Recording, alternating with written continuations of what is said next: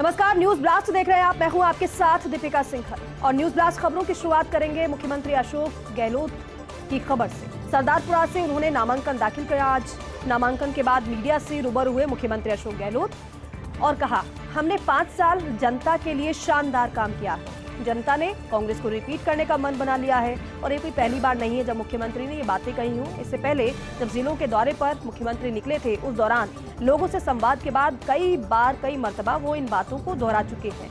आगे उन्होंने कहा यहाँ पर कि कांग्रेस ने जो गारंटियां दी हैं उन्हें पूरा करेंगे। जनता हमारी गारंटी का भरोसा करेगी। हमने जनसेवा का धर्म निभाया है। माई बाप जनता होती है। जनता ने सरकार रिपीट करने का मन बना लिया है। बागी भी पार्टी के ही लोग, उनसे बातचीत चल रही है। तो यहाँ पर ये बात बेहद महत्वपूर्ण रही क्योंकि कई जगहों पर बागी मुखर हो गए हैं जिन्होंने नामांकन भी दाखिल किया है। निर्दलीय प्रत्याशी के तौर पर उन्होंने नामांकन दाखिल किया है। ऐसे में ये माना जा रहा है कि कई सीटों पर गुणा गणित को बिगाड़ सकते हैं ये बागी निर्दलीय। इसीलिए जब सवाल मुख्यमंत्री से हालांकि इसको लेकर किया भी जाता रहा है, कई और नेताओं से जब सवाल किया तो सभी ने एक ही बात कही है कि जो बागी हुए हैं, जो नाराज हैं, उनको मना लिया जाएगा। बात उनके नामांकन की करें तो पहले अपनी बहन से आशीर्वाद उन्होंने लिया और उसके बाद नामांकन दाखिल करने के लिए पहुंचे। नामांकन दाखिल करने के दौरान उनका परिवार उनके साथ मौजूद रहा और उसके बाद सीधे उम्मेद स्टेडियम में एक नामांकन सभा का आयोजन किया गया। राष्ट्रीय अध्यक्ष मल्लिकार्जुन खड़गे उस सभा में पहुंचे। मुख्यमंत्री ने अपना संबोधन दिया और कहा कि हमने 5 साल जनता के लिए शानदार काम किया है, इसीलिए जनता ने कांग्रेस को रिपीट करने का मन बना लिया है। गारंटियों का जिक्र भी मुख्यमंत्री ने यहाँ पर किया और कहा कि कांग्रेस ने जो गारंटी दी है उन्हें पूरा करेंगे। जनता हमारी गारंटी का भरोसा करेगी। हमने जन सेवा का धर्म निभाया है। माई बाप जनता होती है। जनता ने सरकार रिपीट करने का मन अब बना लिया है। बागियों पर बोले कि बागी भी पार्टी के ही लोग हैं, उनसे भी बातचीत चल रही है। तो देखिए, गारंटियां तो कांग्रेस ने दे दी है, लेकिन अब इन गारंटियों को भुनाने के लिए जनता के बीच कांग्रेस उतरने वाली है और इसी कड़ी में कांग्रेस की जो गारंटी यात्रा है वो कल जयपुर से शुरू होगी। मुख्यमंत्री अशोक गहलोत करेंगे यात्रा को लॉन्च और ये बेहद अहम रहने वाली है। कांग्रेस की गारंटी यात्रा जाएगी प्रदेश के 33 जिलों में। आपको बताएं कि 7 नवंबर को जयपुर, 8 नवंबर को जोधपुर, 9 नवंबर को उदयपुर, 10 नवंबर को अजमेर, 11 नवंबर की बात करें तो बीकानेर पहुंचेगी गारंटी यात्रा, 14 नवंबर को कोटा में होगी, तो वहीं 15 नवंबर को भरतपुर से शुरू होगी यात्रा। मल्लिकार्जुन खड़गे, राहुल गांधी, प्रियंका गांधी भी शामिल होंगे इन गारंटी यात्रा में। 7 संभागों पर, हालांकि संभागों पर निकाली जाएगी गारंटी यात्रा। कांग्रेस की गारंटी यात्रा करेगी 4400 किलोमीटर कवर। कांग्रेस गारंटी यात्रा के दौरान होंगे 137 गारंटी संवाद। गारंटी यात्रा के दौरान प्रदेश भर में लगेंगे 1000 से ज्यादा गारंटी कैंप। कांग्रेस बांटेगी 2 करोड़ से ज्यादा गारंटी कार्ड, तो वहीं गारंटी कार्ड के लिए 20 लाख से ज्यादा लोग रजिस्ट्रेशन कर चुके हैं। आपने देखे होंगे लगातार जिस तरीके से कांग्रेस की तरफ से ये कहा जा रहा है कि ये जो 7 गारंटी है इसके लिए आपको रजिस्ट्रेशन करना होगा, बाकायदा मिस कॉल करनी होगी और उसके बाद ही आप इसके लिए रजिस्ट्रेशन करा सकते हैं। कांग्रेस गारंटी यात्राओं के दौरान चलेंगी 14 बसें।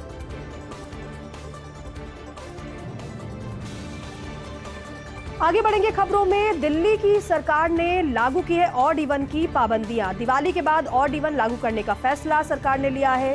मंथन जरूरी था और ये फैसला भी जरूरी था, वो इसलिए क्योंकि दिन प्रतिदिन दिल्ली का AQI जो है वो लगातार बढ़ता जा रहा है। 400 से ज्यादा AQI हो चुका है। यही वजह है कि परेशानी का सबब बनने की कगार पर तो है, लेकिन उससे पहले इसे निपटने के इंतजाम भी किए जा रहे हैं। दिल्ली में 13 से 20 नवंबर तक ऑड इवन लागू किया गया है। दिल्ली में 10 नवंबर तक बंद रहेंगे स्कूल। 10वीं और 12वीं को छोड़कर दिल्ली के सभी स्कूल बंद रहेंगे। एक बार फिर से ऑड इवन का फॉर्मूला लागू किया गया है। प्रदूषण जिस तरीके से बढ़ रहा है, AQI बढ़ रहा है, उससे लोगों की परेशानियां बढ़ने लगी हैं। इससे पहले भी सरकार की तरफ से ऐसा ही फैसला लिया जा चुका है, लेकिन सिर्फ एक ही ये कोई समाधान नहीं है। लोगों को भी यहाँ पर सहयोग करना होगा। ऐसा दिल्ली सरकार की तरफ से कहा गया है कि सिर्फ सरकार नहीं बल्कि आम लोगों की मदद भी चाहिए, आम लोगों का पूरा सहयोग चाहिए, जिससे कि प्रदूषण को हालांकि जो बढ़ रहा है उससे थोड़ी तो लोगों की परेशानी कम हो। दिवाली के बाद ऑड इवन लागू करने का फैसला सरकार ने आखिरकार ले लिया है क्योंकि LG और मुख्यमंत्री ने बैठक की थी। अब दिल्ली में 13 से 20 नवंबर तक ऑड इवन लागू हुआ है। दिल्ली में 10 नवंबर तक स्कूल बंद रहेंगे। छोटे बच्चों की सेहत को देखते हुए फैसला है। 10वीं और 12वीं को छोड़कर दिल्ली के सभी स्कूल बंद करने का फैसला सरकार ने लिया है। महिला सैनिकों को दीपावली गिफ्ट। महिला सैनिकों को भी मिलेगा मैटरनिटी चाइल्ड केयर लीव। रक्षा मंत्री राजनाथ सिंह ने इसका ऐलान किया है और ये बड़ी घोषणा है। महिला सैनिकों को महिला अधिकारियों के समान मिलेंगे लाभ। चाइल्ड अडॉप्शन के लिए भी अधिकारियों की तर्ज पर छुट्टियां मिलेंगी। महिला सैनिकों को 2 बच्चों के लिए 180 दिन की मैटरनिटी लीव मिलेगी, तो वहीं बच्चों की 18 साल से कम उम्र तक पूरी सर्विस में 360 दिन छुट्टियां। एक साल से कम उम्र के बच्चे को गोद लेने पर 180 दिन का अवकाश भी दिया जाएगा। ये बेहद महत्वपूर्ण फैसला रक्षा मंत्री राजनाथ सिंह ने इस बात का ऐलान किया। महिला सैनिकों को महिला अधिकारियों के समान लाभ मिलेंगे। चाइल्ड अडॉप्शन के लिए भी अधिकारियों के तर्ज पर छुट्टियां मिलेंगी। महिला सैनिकों को 2 बच्चों के लिए 180 दिन की मैटरनिटी लीव मिलेगी, तो वहीं बच्चों की 18 साल से कम उम्र तक पूरी सर्विस में 360 दिन की छुट्टियां मिलेंगी। 1 साल से कम उम्र के बच्चे गोद लेने पर 180 दिन का अवकाश महिलाओं को मिलेगा।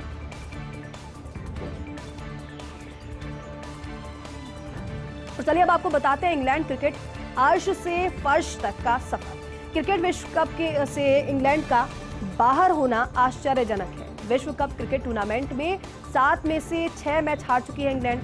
अब रैंकिंग में 9वें नंबर की टीम अफगानिस्तान से भी हार चुकी है इंग्लैंड। इस प्रदर्शन के बाद 2025 में आईसीसी चैंपियन ट्रॉफी में भी खेलना मुश्किल है। हर क्रिकेट एक्सपर्ट ने सेमीफाइनल की 4 टीमों में बताया था इंग्लैंड का नाम, लेकिन उलटफेर यहां पर हो गया और हर कोई चौंका।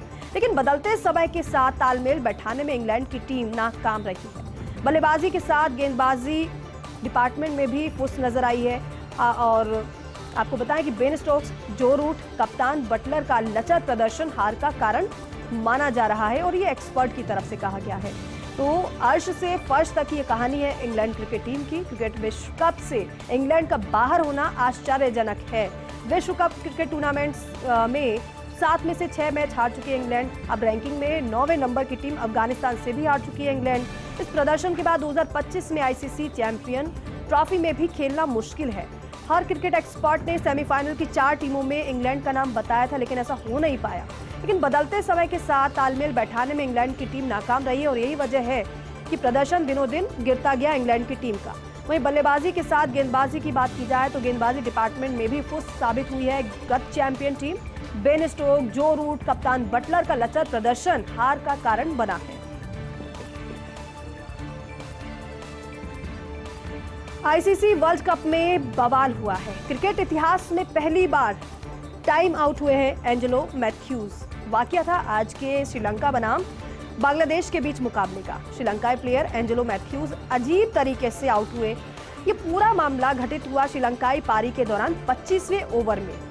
समर विक्रमा के आउट होने के बाद क्रीज पर आए थे मैथ्यूज, लेकिन मैथ्यूज सही हेलमेट नहीं ला पाए थे। उन्होंने क्रीज पर आकर दूसरा हेलमेट लाने के लिए पवेलियन की ओर इशारा किया। अब इसी बीच बांग्लादेश के कप्तान शाकिब ने टाइम आउट की अपील कर दी। दोनों मैदानी अंपायर ने आपस में बातचीत कर मैथ्यूज को टाइम आउट करार दिया। इस तरह श्रीलंकाई टीम ने एक ही बॉल पर 2 विकेट गंवा दी और इसलिए बवाल हो गया। वाकया ये था आज का पूरा श्रीलंका बनाम बांग्लादेश के बीच मुकाबले का, तो इसलिए बवाल की ये वजह रही है जो कि काफी चर्चा का विषय भी बन गया है। आगे बढ़ेंगे, चलिए खबरों में। राजस्थान की माटी के लाल ने हासिल किया है बड़ा मुकाम। हीरालाल सामरिया बने हैं देश के मुख्य सूचना आयुक्त। 1985 बैच के आईएएस सामरिया हैं डीग जिले के पहाड़ी गांव निवासी। सामरिया बने हैं देश के पहले दलित मुख्य सूचना आयुक्त। मेहनत और लगन से हासिल किया है ये महत्वपूर्ण मुकाम उन्होंने। हीरालाल सामरिया के पुत्र पीयूष सामरिया भी हैं राजस्थान में आईएएस 2014 बैच और राजस्थान कैडर के आईएएस हैं पीयूष। फिलहाल रजिस्ट्रेशन एंड स्टाम्प्स अजमेर में आईजी पोस्ट पर वो तैनात हैं। पीयूष सामरिया को मिल रही है राजस्थान ब्यूरोक्रेट्स की तरफ से शुभकामनाएं। हीरालाल सामरिया के पिता राजस्थान पुलिस में रहे थे डीवाईएसपी। राजस्थान की माटी के लाल ने ये बड़ा मुकाम हासिल किया है।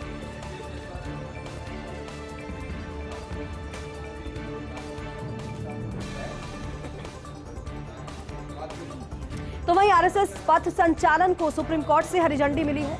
आपको बताएं कि तमिलनाडु सरकार को बड़ा झटका लगा है। मद्रास हाई कोर्ट के पथ संचालन की अनुमति को चुनौती देते हुए सुप्रीम कोर्ट पहुंची थी तमिलनाडु सरकार। सुप्रीम कोर्ट ने 19 से 26 नवंबर के बीच आरएसएस को पथ संचालन की दी अनुमति। 16 नवंबर तक पथ संचालन को लेकर विचार करने का तमिलनाडु सरकार को निर्देश दे दिया गया और इसलिए तमिलनाडु सरकार को ये बड़ा झटका सुप्रीम कोर्ट से लगा है। आरएसएस पथ संचालन को लेकर सुप्रीम कोर्ट से हरी झंडी मिल चुकी है। तमिलनाडु सरकार को बड़ा झटका लगा है। मद्रास हाईकोर्ट के पथ संचालन की अनुमति को चुनौती देते हुए सुप्रीम कोर्ट तमिलनाडु सरकार पहुंची थी, लेकिन वहां से उम्मीद तो काफी थी, लेकिन जो उम्मीद थी वो उम्मीद टूट गई जब सुप्रीम कोर्ट का फैसला आया। सुप्रीम कोर्ट ने 19 से 26 नवंबर के बीच आरएसएस को पथ संचालन की अनुमति दी है। 16 नवंबर तक पथ संचालन को लेकर विचार करने का तमिलनाडु सरकार को निर्देश सुप्रीम कोर्ट ने दिया है। अयोध्या में रामलला का 500 वर्षों का वनवास खत्म की तैयारी है। 500 साल बाद रामलला को भव्य मंदिर में विराजित करने की तैयारी है। 22 जनवरी को अयोध्या में श्री राम मंदिर का प्राण प्रतिष्ठा महोत्सव है। मुख्य यजमान के रूप में प्रधानमंत्री नरेंद्र मोदी पूजा अर्चना करेंगे। आपको याद होगा प्रधानमंत्री को निमंत्रण भी दे दिया गया है इसके लिए। सबसे बड़े उत्सव के लिए आज से निमंत्रण पत्र, पीले चावल बंटने शुरू हो गए हैं। संघ और विहिप के देश भर के प्रतिनिधि 5 लाख गांवों के लिए रवाना। आपको बताएं कि गर्भगृह में स्थापित होने वाली मूर्ति को 10 करोड़ तस्वीरें बटेंगी प्रसाद में और आमजन 23 जनवरी से कर सकेंगे सामान्य रूप से दर्शन। दुनिया भर के 5000 से ज्यादा आर्टिस्ट 365 दिन करेंगे रामलीला। 9 दिन होने वाले राम जन्मोत्सव कार्यक्रम सबसे बड़ी स्क्रीन पर दिखेंगे। तो ये बेहद भव्य कार्यक्रम होने जा रहा है। प्रधानमंत्री यजमान के रूप में पूजा अर्चना करेंगे। इसमें सबसे बड़े उत्सव के लिए आज से निमंत्रण पत्र और पीले चावल भी बंटने शुरू हो गए हैं। न्योता दिया जा रहा है सभी को और ये विशाल उत्सव होगा। संघ और विहिप के देश भर के प्रतिनिधि 5 लाख गांवों के लिए रवाना हुए हैं। गर्भगृह में स्थापित होने वाली मूर्ति की 10 करोड़ तस्वीरें प्रसाद में बटेंगी। आमजन 23 जनवरी से कर सकेंगे सामान्य रूप से दर्शन रामलला के। तो वहीं दुनिया भर के 5000 से ज्यादा आर्टिस्ट 365 दिन रामलीला करेंगे। और देखिए खास होगा पैलेस ऑन व्हील्स का दीपावली टूर। जी हां, क्योंकि 8 नवंबर को दिल्ली के सफदरजंग स्टेशन से शुरू होगा ये टूर। दीपावली टूर पर 40 पर्यटकों की मिली है अभी तक बुकिंग। निदेशक प्रदीप बोहरा के नेतृत्व में शाही ट्रेन पर स्पेशल टूर की तैयारी है। 12 नवंबर को दीपावली पर जैसलमेर में होगा grand celebration. Gala dinner, dance और जोरदार आतिशबाजी का कार्यक्रम होगा पर्यटकों को लुभाने के लिए। शाही ट्रेन पर विशेष सजावट है। रोशनी, परंपरागत मिष्ठान और लोक संगीत धनतेरस पर रणथंभौर, चित्तौड़गढ़, छोटी दिवाली पर उदयपुर, गोवर्धन पर प्रदेश की सांस्कृतिक राजधानी जोधपुर रहेगी शाही ट्रेन। विशेष तौर पर शाही ट्रेन को तैयार किया जा रहा है जिससे कि जो पर्यटक इसमें सफर करेंगे यादगार उनका ये सफर रहे। और खास मौका इसलिए भी क्योंकि दीपावली का मौका है। वैसे ही जयपुर जगमगाता है दीपावली में और ऐसे में अगर इस शाही ट्रेन की बात की जाए तो इसकी बात ही अलग है। चलता फिरता ये महल है। दीपावली टूर पर 40 पर्यटक की अभी तक की बुकिंग मिल गई है। निदेशक प्रदीप बोहरा के नेतृत्व में शाही ट्रेन पर स्पेशल टूर की तैयारी की जा रही है। 12 नवंबर को दीपावली पर जैसलमेर में ग्रैंड सेलिब्रेशन होगा जिसमें गाला डिनर भी होगा, डांस भी होगा, जोरदार आतिशबाजी भी होगी। ये सभी कार्यक्रम रखा गया है। शाही ट्रेन पर विशेष सजावट की जा रही है। रोशनी, परंपरागत मिष्ठान और लोक संगीत की तैयारी भी है। धनतेरस पर रणथंभौर, चित्तौड़गढ़, छोटी दिवाली पर उदयपुर, गोवर्धन पर प्रदेश की सांस्कृतिक राजधानी जोधपुर रहेगी शाही ट्रेन। अभी का सवाल यह है कि कैसे रुकेगी भोजन की बर्बादी। भारतीय कृषि अनुसंधान परिषद के वैज्ञानिकों का खुलासा, भारत में हर साल बर्बाद हो जाता है 7.40 करोड़ टन भोजन। पूरे विश्व में हर साल बर्बाद होता है 98.10 करोड़ टन भोजन। उसमें से भारत में बर्बाद होता है 8% भोजन। भोजन नष्ट होने का मतलब है कृषि उत्पादों की बर्बादी और ये खुलासा हुआ है रिपोर्ट में। बर्बादी रोकने के लिए कोल्ड चेन, सुरक्षित भंडारण की जरूरत है। कृषि उपज को समय से मंडियों तक पहुंचाने की जरूरत है और इसके लिए वर्ल्ड फूड इंडिया 2023 में प्रधानमंत्री मोदी की अपील, पीएम मोदी ने अपील भी की है। कंपनियों को प्रोसेसिंग सेक्टर में ज्यादा इन्वेस्ट करने की प्रधानमंत्री मोदी ने अपील की है। हालांकि प्रधानमंत्री ने संबोधित भी किया था और काफी लंबा संबोधन रहा था। इस दौरान उन्होंने अपील की है कि इस तरीके से कुछ प्लान किया जाए, इस तरीके से कार्य किया जाए कि भोजन बर्बाद ना हो। सवाल यही है कि कैसे रुकेगी भोजन की बर्बादी, क्योंकि ICAR के वैज्ञानिकों ने यह खुलासा किया है कि भारत में हर साल बर्बाद हो जाता है 7.40 करोड़ टन भोजन। आप सोचिए कि एक तरफ भोजन बर्बाद हो जाता है, लेकिन ऐसे में कितने लोग ऐसे होंगे जिनको एक वक्त की रोटी भी नसीब नहीं होती है। पूरे विश्व में हर साल बर्बाद होता है कुल मिलाकर 98.10 करोड़ टन भोजन। उसमें से भारत की बात करें तो भारत में बर्बाद होता है 8% भोजन। इसे रोकने की बहुत ज्यादा जरूरत है। भोजन नष्ट होने का मतलब है कृषि उत्पादों की बर्बादी, जो कि बिल्कुल भी नहीं होनी चाहिए। बर्बादी रोकने के लिए कोल्ड चेन, सुरक्षित भंडारण की जरूरत बताई गई है। कृषि उपज को समय से मंडियों तक पहुंचाने की जरूरत भी है। इसके लिए वर्ल्ड फूड इंडिया 2023 में प्रधानमंत्री मोदी ने खास तौर पर अपील की है। कंपनियों को प्रोसेसिंग सेक्टर में ज्यादा इन्वेस्ट करने की पीएम मोदी ने अपील की। चलिए बात कर लेते हैं प्रदेश के बदलते मौसम के मिजाज की भी। प्रदेश में कल से एक बार फिर बदल सकता है मौसम और आज रात से उत्तर भारत में एक नया वेस्टर्न डिस्टर्बेंस सक्रिय होगा। हालांकि मौसम विशेषज्ञों का दीपावली तक मौसम सामान्य रहने का अनुमान है। दीपावली पर पटाखों से उठने वाले धुएं से भी राहत मिलने की संभावना है।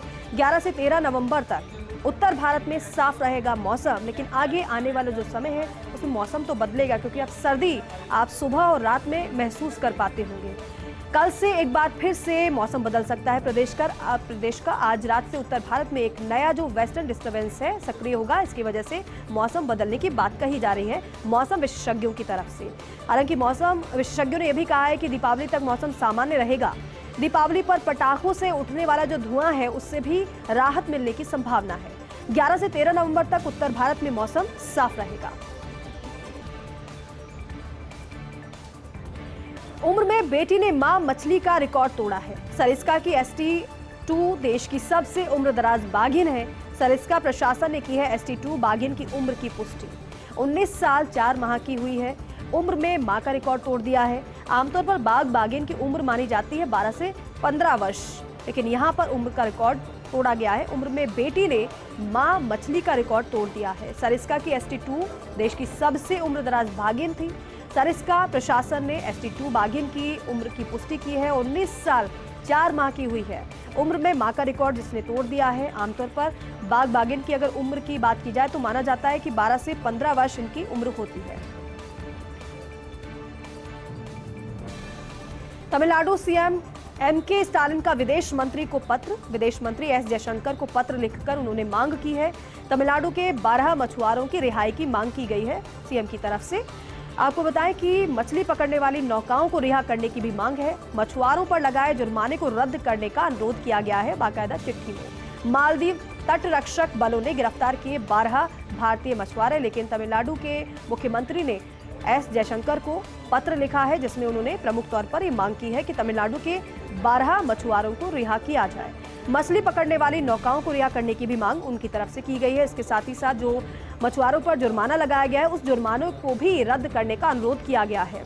मालदीव तटरक्षक बलों ने गिरफ्तार किए हैं 12 भारतीय मछुआरे, जिनको रिहा करने की मांग CM स्टालिन की तरफ से की गई है।